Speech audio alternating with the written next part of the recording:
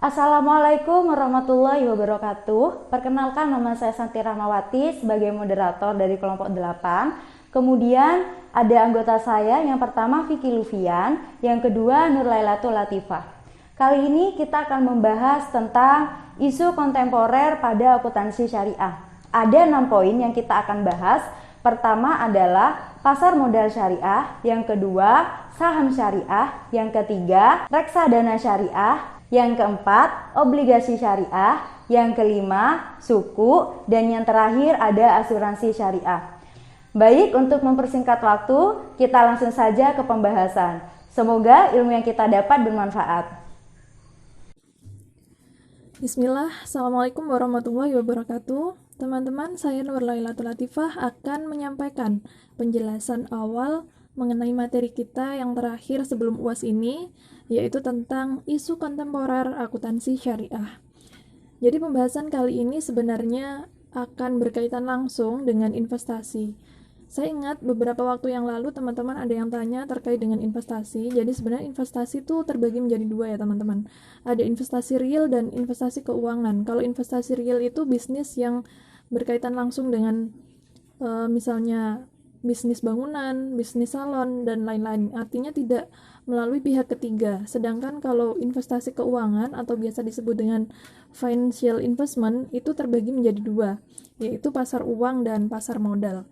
Nah, kali ini kita akan membahas lebih jauh terkait dengan pasar modal syariah. Nah, belakangan ini teman-teman, kita ketahui bahwa perkembangan akuntansi itu semakin meningkat seiring semakin beragamnya bisnis-bisnis syariah. Ini didukung oleh kesadaran masyarakat mengenai pentingnya peran ekonomi syariah di kancah global, juga menjadi daya tarik tersendiri ya, karena berbagai jenis bisnis syariah, utamanya investasi syariah jangka panjang, ini mampu untuk mengatasi permasalahan-permasalahan ekonomi saat ini. Selain itu, kondisi ekonomi yang tidak menentu membuat masyarakat akhirnya berbondong-bondong untuk melakukan investasi jangka panjang. Untuk apa ya? Tidak lain untuk menyelamatkan aset dan keberlangsungan hidupnya di masa depan. Dari permintaan pasar itu, kemudian muncul pasar modal syariah dengan berbagai produk yang ditawarkan guna memenuhi permintaan pasar, juga untuk memudahkan transaksi para customer. Lalu apa sih yang dimaksud dengan pasar modal? Pasar modal atau capital market merupakan bagian dari institusi-institusi keuangan teman-teman, atau biasa disebut dengan financial institution. Hak T. Patrick dan U. Tan Wei menyebutkan ada 3 definisi pasar modal. Yang pertama, dalam arti luas, pasar modal adalah keseluruhan sistem keuangan yang terorganisir, termasuk bank-bank komersil, dan semua perantara di bidang keuangan seperti surat berharga atau klaim jangka pendek panjang primer yang tidak langsung. Kedua, dalam arti menengah, pasar modal adalah semua pasar yang terorganisir dan lembaga-lembaga yang memperdagangkan warkat-warkat kredit. Nah, biasanya ini berjangka lebih dari 1 tahun, termasuk diantaranya saham, obligasi, pinjaman berjangka, hipotek tabungan, dan deposito berjangka.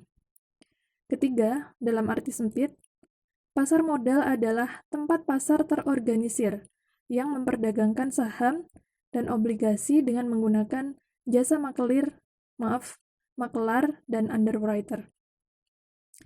Nah, dari penjelasan tersebut, secara lebih teknis, di dalam Undang-Undang Nomor 8 Tahun 1995 juga disebutkan teman-teman, bahwa pasar modal adalah kegiatan yang bersangkutan dengan penawaran umum dan perdagangan efek, perusahaan publik yang berkaitan dengan efek yang diterbitkannya, serta lembaga dan profesi yang berkaitan dengan efek. Nah, dari definisi tersebut dapat disimpulkan bahwa pasar modal merupakan salah satu bentuk kegiatan dari lembaga keuangan non-bank sebagai sarana untuk memperluas sumber-sumber pembiayaan perusahaan.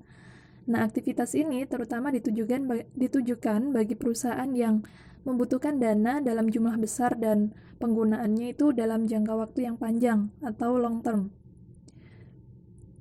Jadi pasar modal merupakan lembaga keuangan yang sangat strategis, teman-teman. Kenapa? Karena memiliki dua fungsi sekaligus, yaitu fungsi ekonomi dan fungsi keuangan. Fungsi ekonomi pasar modal ini tercermin dalam penyediaan fasilitas untuk memindahkan dana dari unit surplus atau investor ke unit defisit atau emiten. Nah, jadi perlu digarisbawahi ya teman-teman, bahwa pasar modal ini terdiri dari dua pihak, yaitu pihak yang kelebihan dana dan pihak yang membutuhkan dana atau kekurangan dana. Pihak yang kelebihan dana ini mengharapkan imbalan investasi atas dana yang diinvestasikannya. Sedangkan pihak yang memerlukan dana memperoleh manfaat atas dana yang diperoleh dari investor untuk investasi atau perluasan usahanya. Nah, sedangkan dari sisi fungsi keuangan dapat dilihat dari peran pasar modal dalam penyediaan dana yang dilakukan oleh unit surplus atau investor untuk digunakan oleh para emiten atau perusahaan yang kekurangan dana. Nah, dari definisi secara umum tersebut, dapat disimpulkan bahwa pasar modal syariah dapat diartikan sebagai kegiatan dalam pasar modal sebagaimana yang diatur dalam UU-PM atau Undang-Undang Pasar Modal yang tidak bertentangan dengan prinsip syariah. Oleh karena itu, pasar modal syariah bukanlah suatu sistem yang terpisah dari sistem pasar modal secara keseluruhan. Secara umum, kegiatan pasar modal syariah ini tidak memiliki perbedaan teman-teman dengan pasar modal konvensional. Hanya saja pada pasar modal syariah ini memiliki karakteristik khusus, yaitu bahwa produk dan mekanisme transaksi tidak bertentangan dengan prinsip-prinsip syariah. Jika dibedakan berdasarkan jenis transaksi, aktivitas pasar modal dapat dibedakan menjadi pasar perdana dan pasar sekunder. Pasar perdana adalah penjualan perdana efek atau sertifikat atau penjualan yang dilakukan sesaat sebelum perdagangan di pasar sekunder. Jadi, kalau di pasar perdana ini, harga yang ditawarkan itu ditentukan oleh perusahaan yang menerbitkan efek atau sahamnya. Sedangkan pasar sekunder adalah penjualan efek atau sertifikat setelah pasar perdana berakhir. Nah, untuk pasar sekunder ini, harga efeknya itu ditentukan oleh harga kurs. Nah, teman-teman, sebenarnya pasar modal ini di Indonesia sudah ada sejak lama, yaitu pada tahun 1912. Hanya saja sempat berhenti karena adanya Perang Dunia Kedua. Jadi tujuan awal dibentuknya pasar modal ini memang untuk menghimpun dana guna menunjang ekspansi usaha. Tapi dulu adalah usaha perkebunan milik kolonial Belanda ya, sedangkan untuk saat ini adalah untuk mensejahterakan masyarakat Indonesia. Nah, jika ditinjau dari sisi syariah, pasar modal adalah bagian dari aktivitas muamalah, teman-teman. Transaksi di dalam pasar modal ini diperbolehkan hukumnya, sepanjang tidak terdapat transaksi yang bertentangan dengan ketentuan yang telah digariskan oleh syariat Islam. Syed Othman Al-Bashi dalam tulisannya yang berjudul Development of Capital Market Under Islamic Principles memberikan deskripsi analisis tentang eksistensi pasar modal yang sesuai dengan syariah. Menurutnya, tujuan-tujuan syariah dalam kehidupan ekonomi tersebut seperti terrealisasinya distribusi pendapatan dan kekayaan, kemudian terciptanya keadilan dan keseimbangan ekonomi baru akan terwujud dengan diaplikasikannya prinsip-prinsip syariah dalam berbagai aktivitas ekonomi dan keuangan syariah, khususnya pasar modal sebagai lembaga keuangan atau financial institution.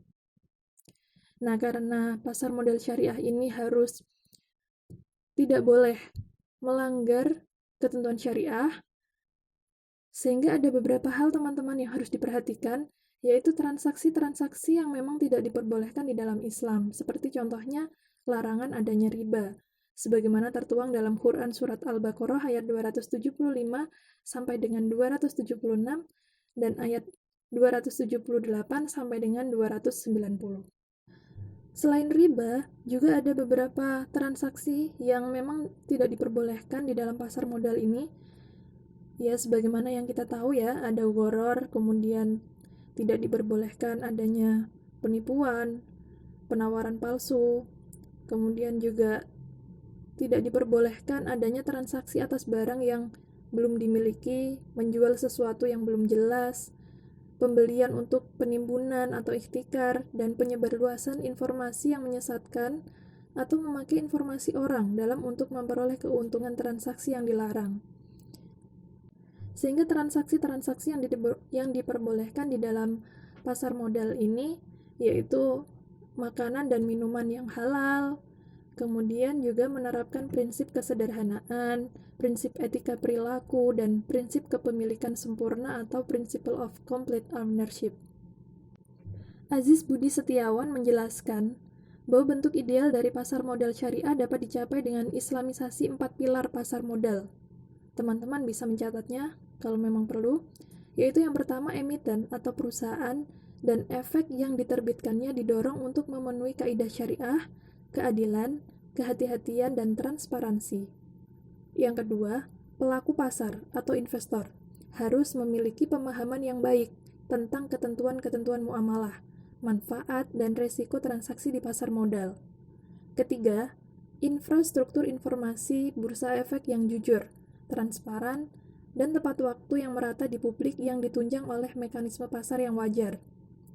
Terakhir, pengawasan dan penegakan hukum oleh otoritas pasar modal dapat diselenggarakan secara adil, efisien, efektif, dan ekonomis. Nah, selain itu, prinsip-prinsip syariah juga akan memberikan penekanan pada beberapa hal berikut, seperti misalnya kehalalan, kemudian adanya kegiatan usaha yang spesifik dengan manfaat yang jelas, adanya mekanisme bagi hasil yang adil, baik dalam untung maupun rugi, menurut penyertaan masing-masing pihak, dan juga penekanan pada mekanisme pasar yang wajar dan prinsip kehati-hatian, baik pada emiten maupun investor. Agustianto menjelaskan tujuan strategis dari pasar modal syariah. Yang pertama, memungkinkan bagi masyarakat berpartisipasi dalam kegiatan bisnis dengan memperoleh bagian dari keuntungan dan risikonya. Kedua, memungkinkan para pemegang saham menjual sahamnya guna mendapatkan likuiditas. Ketiga, memungkinkan perusahaan meningkatkan modal dari luar untuk membangun dan mengembangkan lini produksinya. Keempat, memisahkan operasi kegiatan bisnis dari fluktuasi jangka pendek pada harga saham yang merupakan ciri umum pada pasar modal konvensional. Dan yang kelima, memungkinkan investasi pada ekonomi itu ditentukan oleh kinerja kegiatan bisnis sebagaimana tercermin pada harga saham. Nah, jadi teman-teman, kita dapat menyimpulkan ya bahwa sebenarnya pasar modal syariah ini benar-benar menguntungkan bagi baik emiten maupun perusahaan yang membutuhkan modal. Karena dengan adanya pasar modal syariah ini, maka perekonomian akan lebih bergerak. Seperti misalnya kita ketahui kondisi saat ini ya, saat adanya penyebaran COVID ini, tentunya banyak pengusaha-pengusaha yang mereka mulai kelimpungan karena kekurangan dana. Hal itu dikarenakan adanya pengurangan permintaan, maupun adanya ancaman dari luar, dan lain sebagainya. Sehingga dengan adanya pasar modal ini akan sangat membantu, utamanya dengan tidak lupa dengan bantuan regulasi dari pemerintah juga ya. Nah, tentu kalian juga bertanya-tanya ya, sebenarnya apakah pasar modal syariah ini diperbolehkan di dalam Islam? Nah, ini ada landasan-landasan hukum syariah atau sumber-sumber hukum syariah yang tentunya berasal dari Al-Quran dan hadis. Yang pertama, dalil ini berasal dari Al-Quran, yaitu Quran Surat Al-Baqarah ayat 275, saya bacakan artinya, dan Allah menghalalkan jual beli dan mengharamkan riba. Selanjutnya, terkandung dalam Quran Surat Al-Baqarah ayat 278 sampai dengan 279. Hai orang-orang yang beriman, bertakwalah kepada Allah dan tinggalkan sisa riba, jika kamu orang-orang yang beriman. Maka, jika kamu tidak mengerjakan, maka ketahuilah bahwa Allah dan Rasul-Nya akan memerangimu. Dan jika kamu bertaubat, maka bagimu pokok hartamu. Kamu tidak menganiaya dan tidak pula dianiaya. Teman-teman bisa melihat ada di makalah yang sudah kami share. Selain dalil dari Al-Quran tersebut, juga ada dari hadis Rasulullah Muhammad SAW, yaitu tidak boleh membahayakan diri sendiri dan tidak boleh pula membahayakan orang lain. Hadis riwayat Ibnu Majah dari Ubadah bin Samit. Janganlah kamu menjual sesuatu yang tidak ada padamu. Hadis riwayat Al-Khumsah dari Hukaim bin Hisam. Rasulullah SAW melarang jual beli yang mengandung horor. Hadis riwayat Muslim dari Abu Hurairah. Nah, teman-teman, selanjutnya dari kedua sumber hukum tersebut, para ulama juga melakukan penafsiran yang kemudian disebut ilmu fikih. Salah satu pembahasan dalam ilmu fikih adalah pembahasan tentang muamalah, yaitu hubungan di antara sesama manusia terkait perniagaan. Nah, berdasarkan itulah kegiatan pasar modal syariah dikembangkan dengan basis fikih muamalah. Sehingga transaksi dalam kegiatan muamalah ini berlandaskan pada kaidah fikih muamalah yang menyatakan bahwa pada dasarnya semua bentuk muamalah boleh dilakukan kecuali ada dalil yang mengharamkannya. Nah, berikut ini adalah landasan hukum pasar modal syariah. Yang pertama, Fatwa nomor 20 DSN MUI nomor 9 tahun 2001 tentang pedoman pelaksanaan investasi untuk reksadana syariah. Kemudian juga ada Fatwa nomor 32 DSN MUI nomor 9 tahun 2002 tentang obligasi syariah. Yang ketiga, Fatwa nomor 33 DSN MUI nomor 9 tahun 2002 tentang obligasi syariah mudharabah. Juga ada yang keempat, Fatwa nomor 40 DSN MUI nomor 10 2003 tentang pasar modal dan pedoman umum penerapan prinsip syariah di bidang pasar modal, dan seterusnya.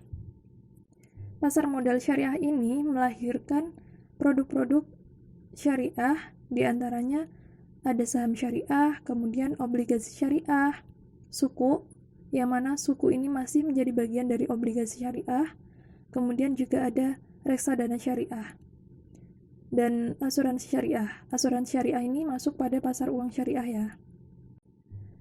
Baik, selanjutnya kita masuk ke pembahasan terkait dengan saham syariah.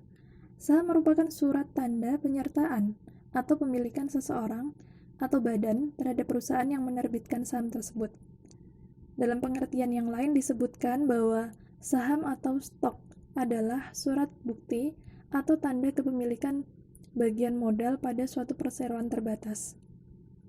Sedangkan saham syariah adalah saham yang ditawarkan kepada investor oleh perusahaan-perusahaan yang memenuhi ketentuan syariah atau syariah compliance dan diatur sesuai Fatwa Dewan Syariah Nasional MUI melalui Fatwa DSN nomor 40 DSN MUI 10/2003 tentang pasar modal dan pedoman umum penerapan prinsip syariah di bidang pasar modal, yaitu pasal 4 ayat 3 yang menjelaskan bahwa saham syariah adalah bukti kepemilikan atas suatu perusahaan yang memenuhi kriteria sebagaimana tercantum dalam pasal 3 dan tidak termasuk saham yang memiliki hak-hak istimewa. Nah, apa sih hak-hak istimewa? Jadi, sebenarnya saham ini terbagi menjadi dua jenis, yaitu saham biasa dan saham preference atau common stock dan preference stock. Kalau saham biasa atau biasa disebut dengan common stock adalah saham yang memiliki hak dan kewenangan sebagaimana berikut. Yang pertama, dividen dibayarkan sepanjang perusahaan memperoleh laba. Nah, artinya bagi hasilnya itu didapatkan atau dibagikan setelah perusahaan memperoleh laba. Kemudian memiliki hak suara atau one share one vote. Kemudian yang ketiga, hak memperoleh pembagian kekayaan perusahaan apabila bangkrut dilakukan setelah semua kewajiban perusahaan dilunasi.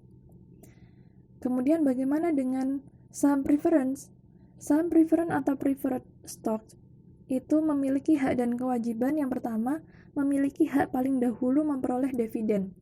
Jadi, untuk saham preference ini lebih diprioritaskan daripada saham biasa.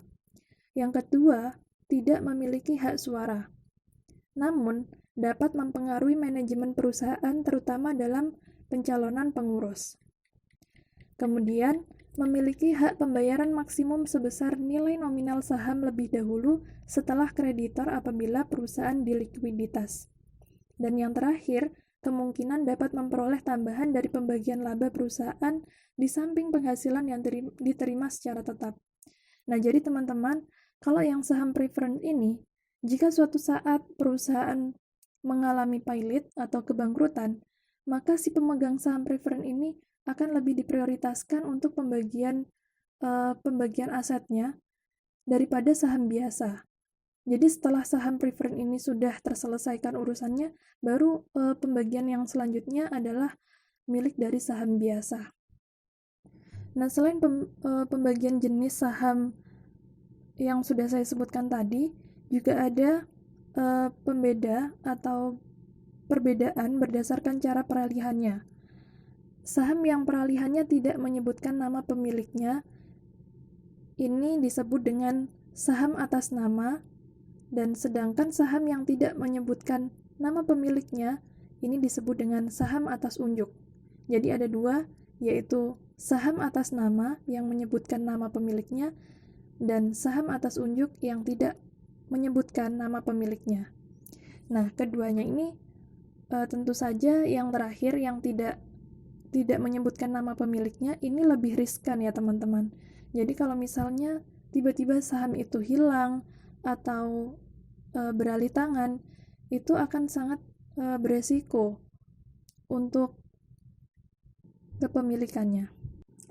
Nah, kemudian terkait dengan akad-akad yang digunakan dalam saham syariah, itu ada dua akad, yaitu akad musyarakah dan akad mudharabah. Pada umumnya, akad musyarakah ini hanya digunakan oleh perusahaan-perusahaan yang masih bersifat privat, sedangkan untuk akad mudharabah ini digunakan oleh perusahaan-perusahaan yang sudah go public. Saham syariah dapat dikatakan sebagai saham yang diperdagangkan di dalam pasar modal syariah. Pada dasarnya saham syariah ini sama dengan saham dalam pasar modal konvensional, teman-teman. Hanya saja bedanya, saham yang diperdagangkan dalam pasar modal syariah ini harus datang dari emiten yang memang benar-benar memenuhi kriteria syariah atau syariah compliance. Nah, dengan demikian, kalau saham merupakan surat berharga yang merepresentasikan penyertaan modal ke dalam suatu perusahaan, maka dalam prinsip syariah, penyertaan modal dilakukan pada perusahaan-perusahaan yang tidak melanggar prinsip-prinsip syariah, seperti misalnya bidang perjudian, riba, kemudian memproduksi barang yang diharamkan seperti bir, dan lain-lain. Nah, kalau di Indonesia sendiri, teman-teman, saham syariah ini prinsip-prinsip penyertaan modal secara syariah tidak diwujudkan dalam bentuk saham syariah maupun non-syariah. Jadi, bukan dengan sahamnya itu ada labelnya syariah atau enggak gitu ya, bukan ya, melainkan berupa pembentukan indeks saham yang memenuhi prinsip syariah. Nah, di Bursa Efek Indonesia ini terdapat yang namanya Jakarta Islamic Index atau JII. Jadi di JII ini hanya terdapat 30 saham yang benar-benar memenuhi kriteria syariah dan sudah ditetapkan oleh Dewan Syariah Nasional atau DSN MUI. Di sini di makalah yang sudah kami share ada daftar perusahaan, 30 perusahaan yang memang sudah masuk di JII, dan ini akan selalu diupdate teman-teman dalam waktu 6 bulan sekali. Saya sebutkan beberapa. Yang pertama itu ada H Hardware Indonesia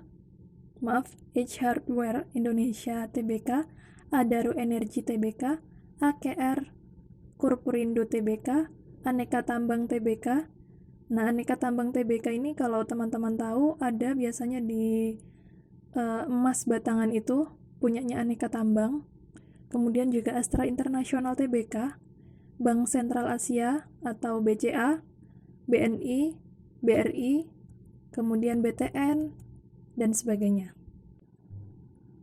Nah, tentunya teman-teman untuk masuk ke Jakarta Islamic Index ini, saham-saham yang masuk ke JII ini tentunya harus terlebih dahulu memenuhi ketentuan standar penyaringan yang dikenal dengan istilah screening. Nah, screening ini pada dasarnya dilakukan pada dua aspek, teman-teman, yaitu yang pertama, core business screening dan financial ratio screening.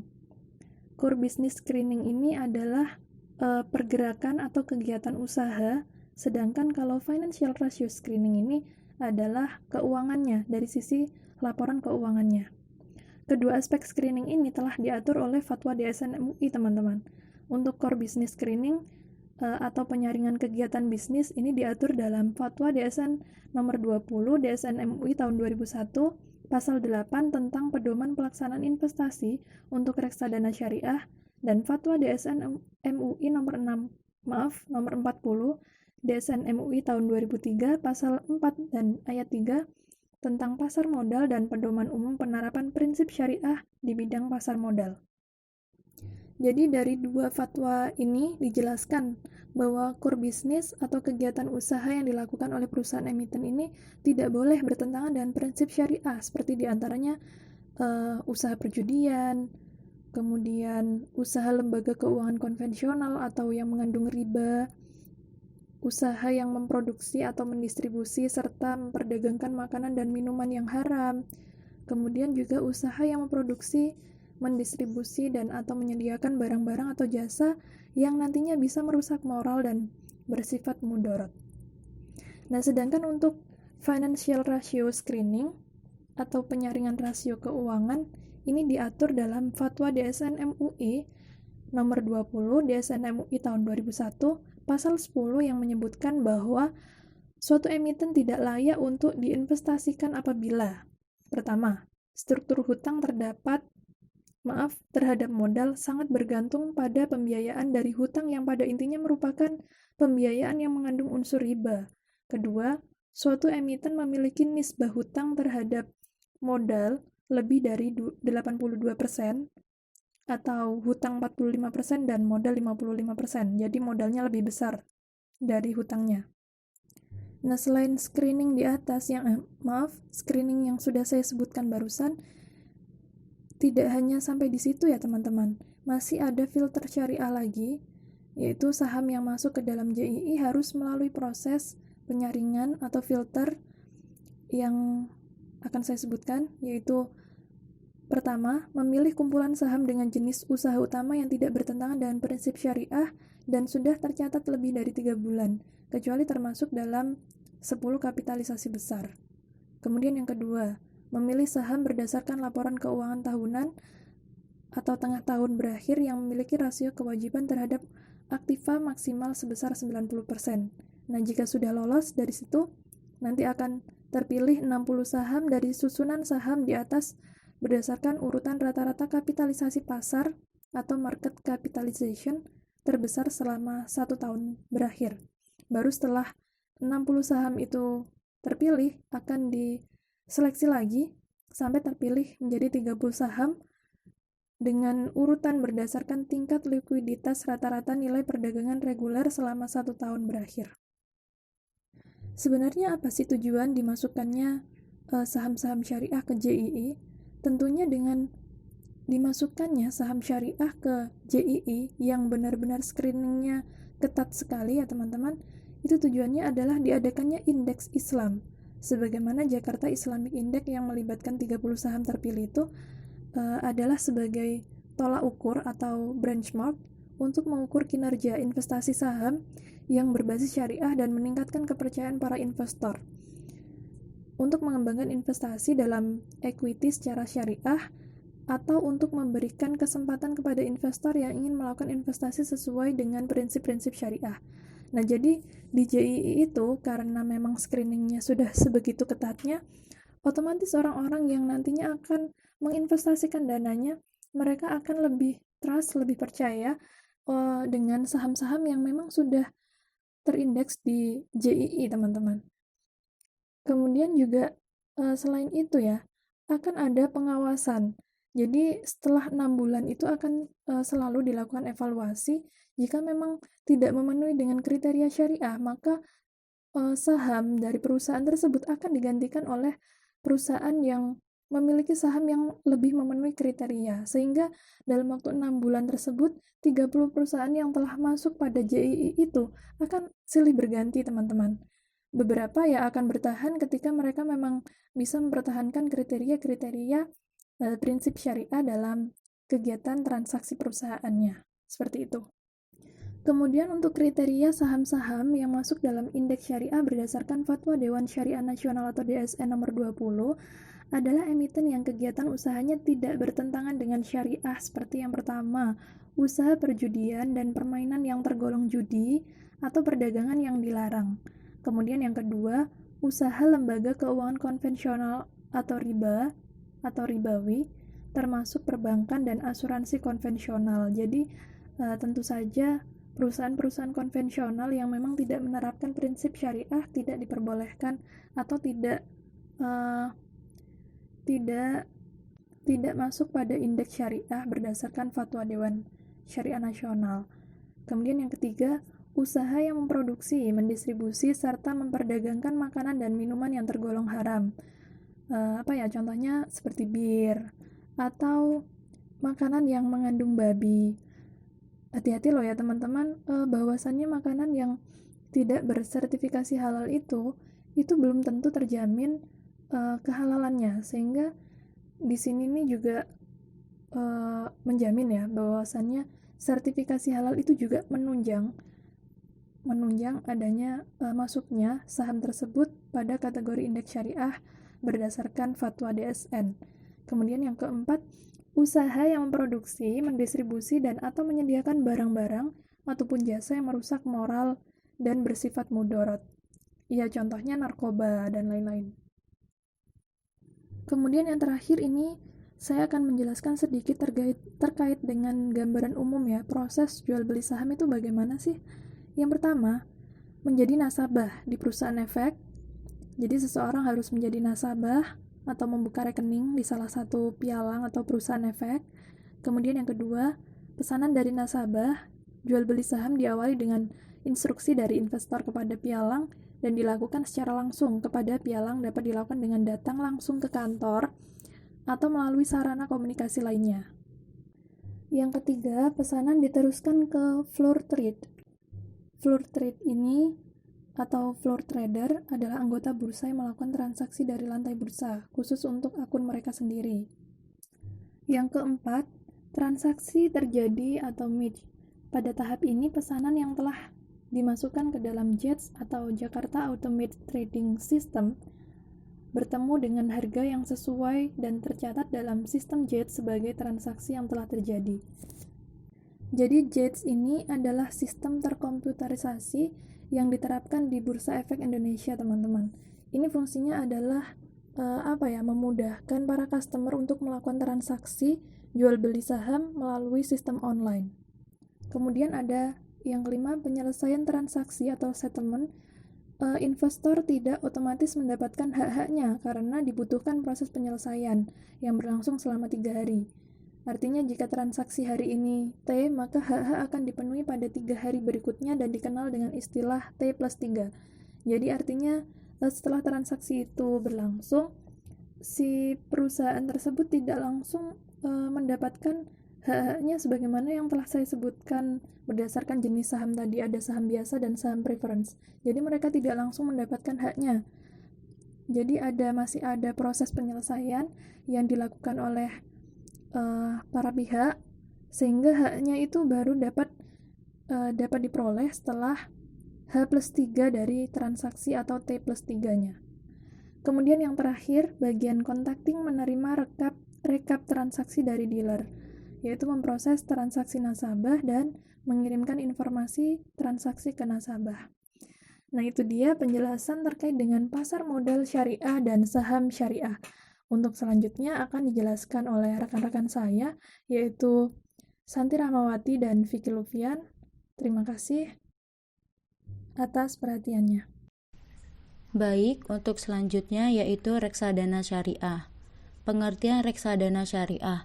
Menurut Undang-Undang Nomor 8 Tahun 1995 tentang pasar modal, menyebutkan bahwa reksadana adalah wadah yang dipergunakan untuk menghimpun dana dari masyarakat pemodal untuk selanjutnya diinvestasikan dalam portofolio efek oleh manajer investasi. Menurut Fatwa Dewan Syariah Nasional Majelis Ulama Indonesia nomor 20/DSN MUI/4/2001 pasal 1-6 menyatakan Reksadana syariah adalah reksadana yang beroperasi menurut ketentuan dan prinsip-prinsip syariah Islam, baik dalam bentuk akad antara para pemodal sebagai pemilik harta atau bisa juga disebut sohibul mal dengan manajer investasi sebagai wakil sohibul mal, maupun antara manajer investasi sebagai wakil sohibul mal dengan pengguna investasi. Salah satu tujuan dari reksadana syariah adalah memenuhi kebutuhan kelompok investor yang ingin memperoleh pendapatan investasi dari sumber serta cara yang bersih dan dapat dipertanggungjawabkan secara religius dan berdasarkan dengan prinsip-prinsip syariah. Perbedaan antara reksadana syariah dan konvensional. Yang pertama, reksadana syariah dikelola sesuai dengan prinsip syariah, sedangkan konvensional dikelola tanpa prinsip syariah. Yang kedua, reksadana syariah memiliki dewan pengawas syariah, sedangkan konvensional tidak memiliki dewan pengawas syariah. Yang ketiga, reksadana syariah memiliki portofolio yaitu investasi pada efek-efek yang masuk ke dalam DES, sedangkan konvensional isi portofolio yaitu investasi pada seluruh efek yang diperbolehkan. Yang keempat, reksadana syariah terdapat mekanisme screening atau pembersihan kekayaan non-halal, sedangkan konvensional tidak terdapat screening. Selanjutnya, mekanisme operasional reksadana. Mekanisme operasional dalam reksadana syariah terdiri atas dua. Yang pertama, antara pemodal dengan manajer investasi dilakukan dengan sistem wakalah. Yang kedua, antara manajer investasi dan pengguna investasi dilakukan dengan sistem mudharabah. Mekanisme wakalah mempunyai karakteristik sebagai berikut. Yang pertama, akad antara pemodal dengan manajer investasi dilakukan secara wakalah. Yang kedua, dengan akad wakalah, pemodal memberikan mandat kepada manajer investasi untuk melaksanakan investasi bagi kepentingan pemodal, sesuai dengan ketentuan yang tercantum dalam prospektus. Yang ketiga, para pemodal secara kolektif mempunyai. Yang keempat, pemodal menanggung risiko yang berkaitan dalam reksadana syariah. Yang kelima, pemodal berhak untuk sewaktu-waktu menambah atau menarik kembali penyertaannya dalam reksadana syariah melalui manajer investasi. Yang keenam, pemodal berhak atas bagi hasil investasi sampai saat ditariknya kembali penyertaan tersebut. Yang ketujuh, pemodal yang telah memberikan dananya akan mendapatkan jaminan bahwa seluruh dananya akan disimpan, dijaga, dan diawasi oleh bank kustodian.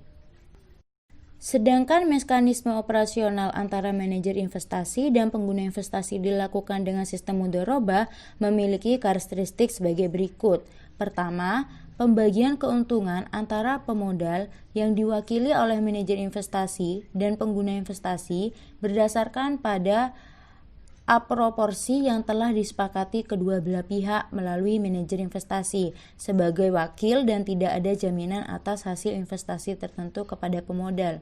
Yang kedua, pemodal hanya menanggung risiko sebesar dana yang telah diberikan. Yang ketiga, manajer investasi sebagai wakil tidak menanggung risiko kerugian atas investasi yang dilakukan sepanjang bukan karena kelalaiannya. Pembahasan selanjutnya yaitu obligasi syariah. Pertama, pengertian obligasi syariah. Dalam Fatwa DSN nomor 32 DSN MUI tahun 2002, obligasi syariah adalah suatu surat berharga jangka panjang berdasarkan prinsip syariah yang dikeluarkan emiten kepada pemegang obligasi syariah dan mewajibkan emiten untuk membayar pendapatan kepada pemegang obligasi syariah berupa hasil atau margin.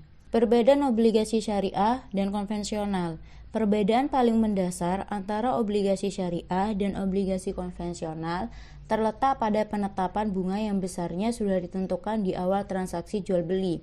Sedangkan pada obligasi syariah, saat perjanjian jual beli bukan ditentukan besarannya bunga, tapi yang ditentukan adalah berapa proporsi pembagian hasil apabila mendapatkan keuntungan di masa yang akan datang. Jenis obligasi syariah. Pertama, ada obligasi syariah mudharabah, merupakan obligasi syariah yang menggunakan akad bagi hasil, sehingga pendapatan yang diperoleh investor atas obligasi tersebut tergantung pada pendapatan tertentu dari emiten sesuai dengan penggunaan dana dari penerbitan obligasi syariah.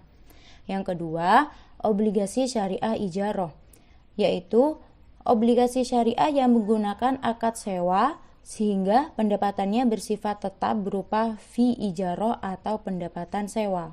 Yang ketiga, obligasi syariah musyarakah adalah obligasi syariah yang diterbitkan berdasarkan perjanjian atau akad musyarakah di mana dua pihak atau lebih bekerja sama menggabungkan modal untuk membangun proyek baru, mengembangkan proyek yang telah ada, atau membiayai kegiatan usaha.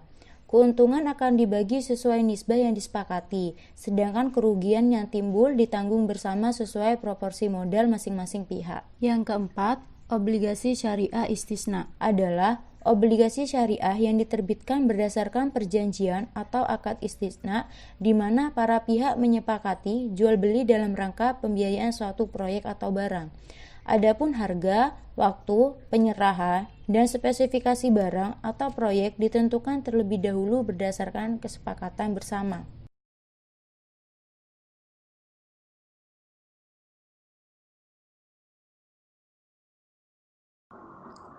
Pembahasan selanjutnya adalah asuransi syariah.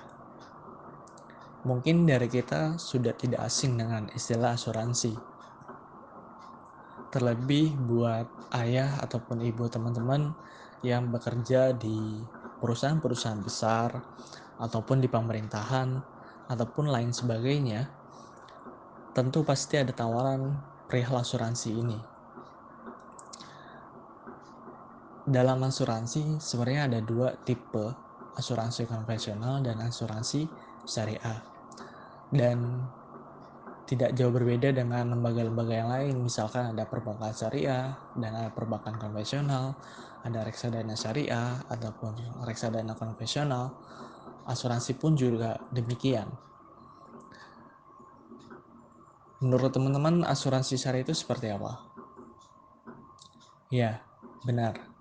Asuransi syariah adalah usaha saling melindungi dan tolong-menolong di antara sejumlah orang atau pihak melalui investasi dalam bentuk aset atau tabaruk yang memberikan pola pengembalian untuk menghadapi risiko tertentu melalui akad yang sesuai dengan syariah tentunya.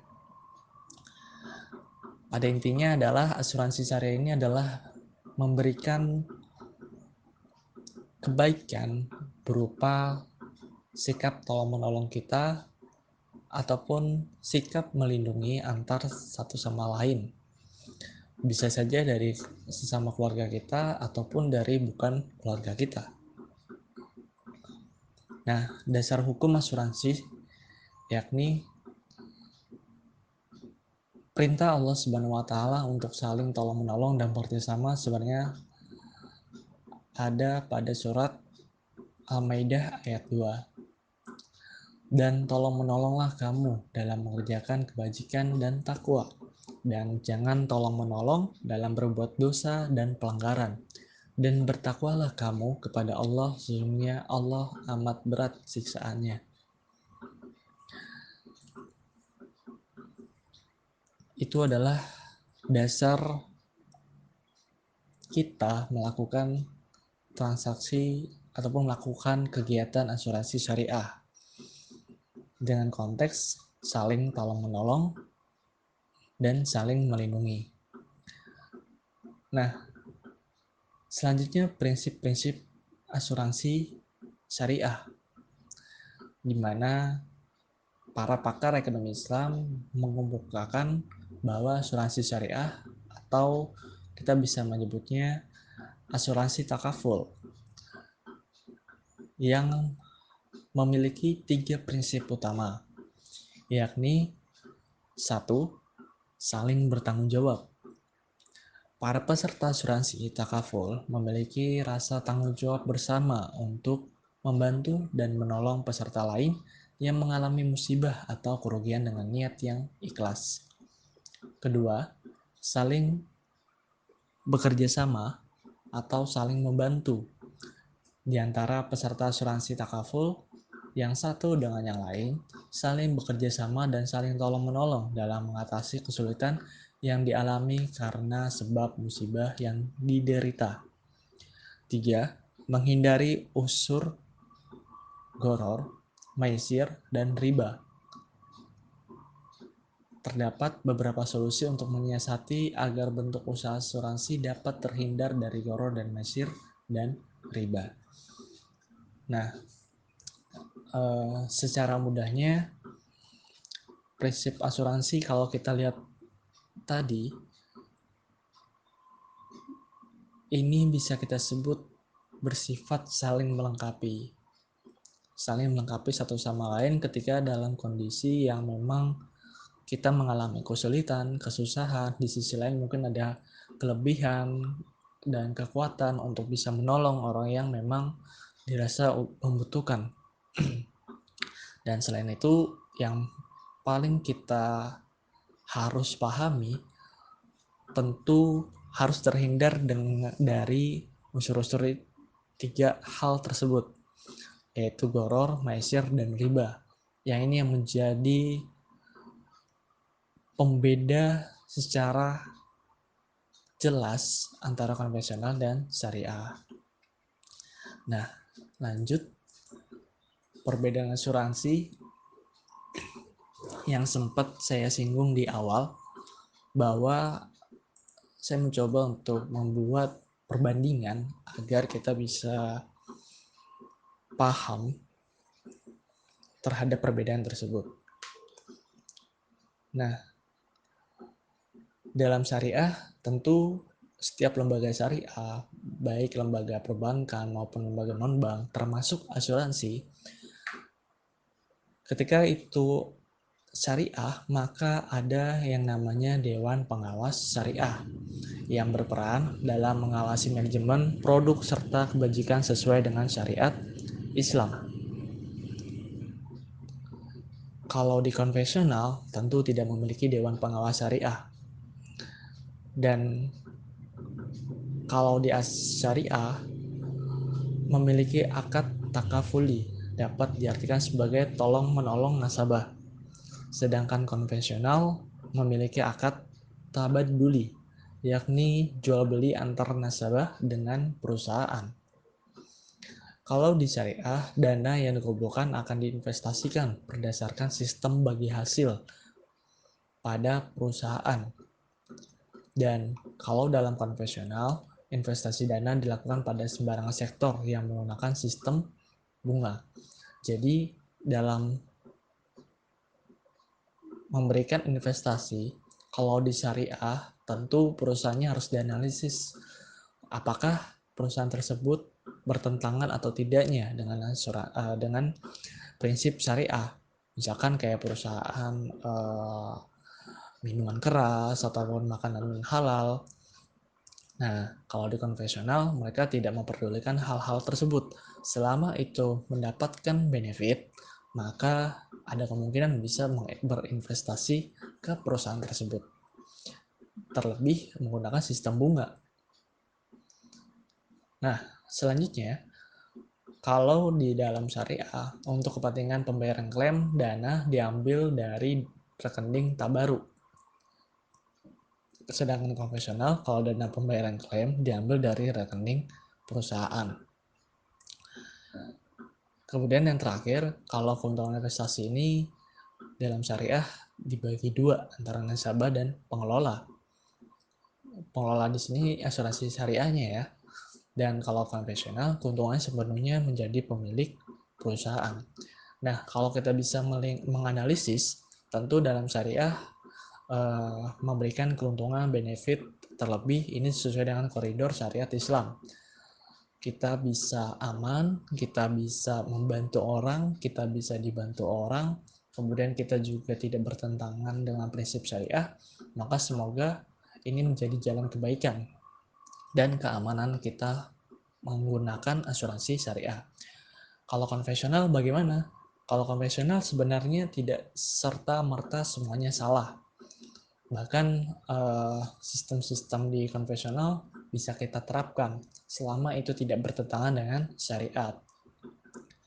Kalau konvensional tidak ada dengan pengawas syariah, itu tidak menjadi persoalan karena mereka tidak terlalu ada ikatan secara agama. Tapi tentu ada dewan pengawas ataupun ada yang controlling, bisa manajernya, bisa pimpinannya atau apanya. Tuh. Selanjutnya kita bahas jenis-jenis asuransi syariah. Nah, mungkin teman-teman sudah ada yang memiliki asuransi atau bisa tanya ke ayah ataupun ibunya ataupun saudara-saudaranya yang sudah memiliki asuransi. Jenis asuransi syariah ini terbagi menjadi dua. Pertama, takaful keluarga atau bisa kita sebut sebagai asuransi jiwa, yakni asuransi yang memberikan perlindungan dalam menghadapi musibah kematian dan kecelakaan atas diri peserta asuransi. Nah, produknya ini ada takaful berencana, takaful pembiayaan, takaful pendidikan, takaful dana haji, takaful khairat keluarga. Nanti teman-teman bisa share tuh, bisa dicari, bisa search takaful tersebut apa aja. Mungkin teman-teman bisa ikutan ataupun membuka asuransi, dipersilakan. Nah, kemudian yang kedua, takaful umum, asuransi kerugian, di mana asuransi yang memberikan perlindungan finansial dalam menghadapi bencana atau kecelakaan atas harta benda milik peserta takaful. Produknya ini ada takaful kebakaran, takaful kendaraan bermotor, takaful pengangkutan. Nah, saya akan mengambil contoh yang terdekat mungkin ya. Kalau misalnya teman-teman buat SIM, biasanya itu ada asuransi kecelakaan ataupun asuransi kendaraan bermotor. Nah, itu teman-teman bisa tuh kalau teman-teman SIM-nya nggak nembak ya. Tapi kalau SIM-nya asli, teman-teman ikuti alurnya segala macam, biasanya itu dapat itu asuransi tersebut. Nah, akuntansi transaksi asuransi dalam PSAK 108. Sebenarnya saya coba buat ambil poin-poin pentingnya supaya memang kita bisa memahami dalam akuntansi seperti apa konsep asuransi tersebut. Pertama, kontribusi peserta diakui sebagai bagian dari dana tabaruk dalam dana peserta. Kedua, kontribusi peserta atau investasi merupakan bagian dari dana peserta dan diakui sebagai dana syirkah temporer untuk akad mudharabah sebagai kewajiban jika menggunakan akad wakalah. 3. Bagian kontribusi untuk ujroh bagi pengelola akan diakui sebagai pendapatan pada laporan laba rugi dan sebagai beban pada laporan surplus defisit, underwriting dana tabaruk. Underwriting adalah proses penaksiran atau penilaian dan penggolongan tingkat resiko yang terkait pada calon tertanggung serta pembuatan keputusan untuk menerima atau menolak risiko tersebut. Kemudian yang kelima, penyisian teknis dari penyisian atas kontribusi yang menjadi hak penyisihan klaim yang masih dalam proses dan penyisian atas klaim yang telah terjadi namun belum dilaporkan. Dua bentuk penyisian yang disebutkan terakhir dibentuk sejumlah estimasi yang dianggap akan mencukupi serta berdasarkan pengalaman masa lalu dan termasuk beban penanganan dikurangi klaim reasuransi jika ada. Penyisian ini diakui pada akhir periode sebagai bahan pada laporan surplus defisit underwriting dana tabaruk. Pembahasan selanjutnya adalah suku. Sesuai dengan apa yang telah dijelaskan di awal terkait pasar modal, suku juga merupakan bagian dari pasar modal. Nah, secara definisi, suku secara terminologi merupakan bentuk jamak dari kata sak dalam bahasa Arab yang berarti sertifikat atau bukti kepemilikan. Sementara itu, Peraturan Bapepam dan LK nomor 9 A13 memberikan definisi untuk suku sebagai berikut, yakni efek syariah berupa sertifikat atau bukti kepemilikan yang bernilai sama dan mewakili bagian tidak tertentu atas 5 hal. Pertama, aset berwujud tertentu, kemudian nilai manfaat atas aset berwujud tertentu baik yang sudah ada maupun yang akan ada. Kemudian ada jasa yang sudah ada maupun yang akan ada, aset proyek tertentu, dan kegiatan investasi yang telah ditentukan. Nah, adapun jenis-jenis suku, Pertama adalah suku mudharabah, merupakan sertifikat yang mewakili proyek atau kegiatan yang dikelola berdasarkan prinsip mudharabah dengan menunjuk partner atau pihak lain sebagai mudharib. Kemudian ada suku musyarakah, merupakan sertifikat yang nilainya sama yang diterbitkan untuk mobilisasi dana yang digunakan berdasarkan persekutuan atau firma. Kemudian suku ijarah, sekuritas yang mewakili kepemilikan aset yang keberadaannya jelas dan diketahui, yang melekat pada suatu kontrak sewa beli, lease, sewa di mana pembayaran teratur pada pemegang suku. 4. Suku istisna, perjanjian kontrak untuk barang industri yang memperbolehkan pembayaran tunai dan pengiriman di masa depan dari barang-barang yang dibuat berdasarkan kontrak tertentu. Kemudian kelima, sekuritas atau suku salam merupakan kontrak dengan pembayaran harga di muka yang dibuat untuk barang-barang yang dikirim kemudian. 6. Suku murabaha, surat berharga yang mewakili obligasi moneter yang dikeluarkan untuk transaksi penjualan kredit oleh bank tidak dapat menciptakan instrumen yang dapat diperjualbelikan. Dan yang terakhir, sekuritas suku portofolio gabungan. Bank dapat membuat sekuritas gabungan dari kontrak musyarakah, ijarah, dan beberapa murabaha, salam, istisna, dan jualah, atau kontrak untuk melaksanakan tugas tertentu dengan menetapkan pembayaran pada periode. Kemudian dalam akuntansi suku PSAK 110, pada akuntansi suku yang tertuang dalam PSAK 110 mengatur pengakuan, pengukuran, penyajian, dan pengungkapan transaksi suku ijarah dan suku mudharabah. Pernyataan ini diterapkan untuk entitas yang melakukan transaksi suku ijarah dan suku mudharabah baik sebagai penerbit suku maupun investor suku.